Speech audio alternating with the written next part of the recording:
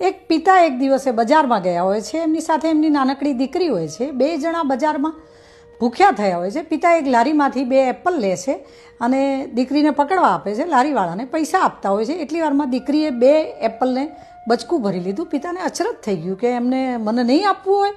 એટલામાં દીકરી એક હાથ ઊંચો કરીને કહે છે, લો પપ્પા, આ વધારે મીઠું છે.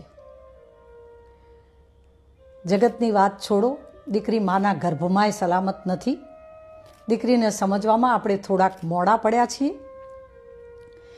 નંદની દીકરીએ જીવ આપીને આપણને કૃષ્ણ આપ્યા છે.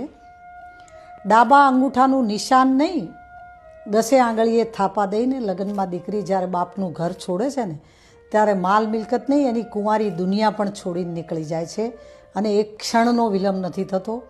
આ વાત માવતર અને જગત સમજે તો સારું.